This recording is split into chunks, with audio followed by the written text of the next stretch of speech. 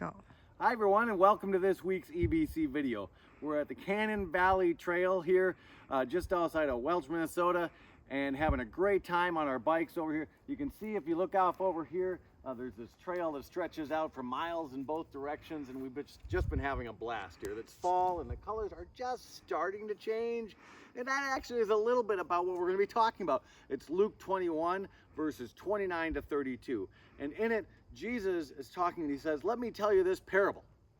And it doesn't sound that much like a parable. He says, consider the fig tree. When it starts to leaf out, you know summer is coming. That's it. And then he says that just like you know that, you're going to know when the kingdom of God is near, because you'll see signs. And if we look just before this in Luke 21, Jesus tells us about those signs. Now, before we talk about those signs just a little bit, I want to think with you for just a second about sort of the way this parable sort of just sits with us. As Jesus tells it, it sounds like this is something that's very certain, that we will know it for sure when it's happening. Just like we know that fall is coming when the leaves start to change, and we know what's coming next. It's definitely going to be winter. Just like as you're going down this path, you know it heads off in that direction. You know if you go that way, you're going to get to the end of the trail over there. There's a level of certainty to the way Jesus is describing this. But then you look at the signs that Jesus was describing just before this passage.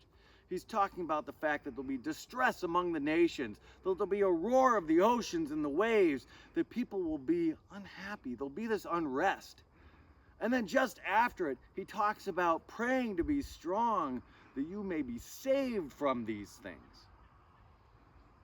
And so you get, instead of a picture of certainty, you kind of get a picture of uncertainty. Like, you know what? Nations have been in distress a lot of times.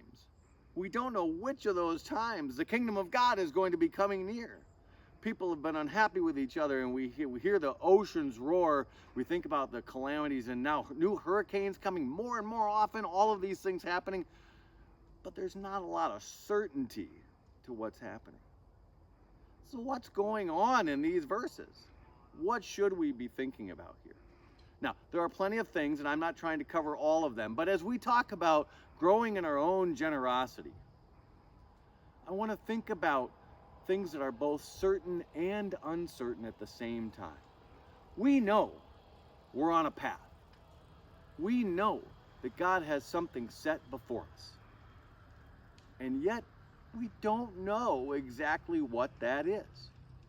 We know that we're here to serve, that we're here to do things in God's name. But we don't know exactly what those things are.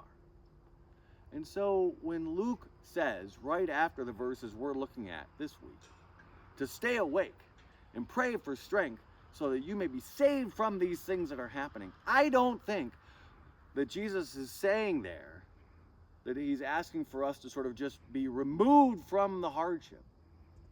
I think in that instance, the strength to be saved from these things is that we will find those moments to make a difference. That when he says, stay awake, we know with certainty we're here for a reason. Our job is to be there to see the things that we're meant to do.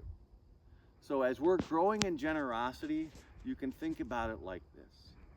You know that you are definitely here for a reason, and you don't know what that is. So be ready for all of those moments. That might be the reason this week that God has you where you need to be. Everyone, have a great week.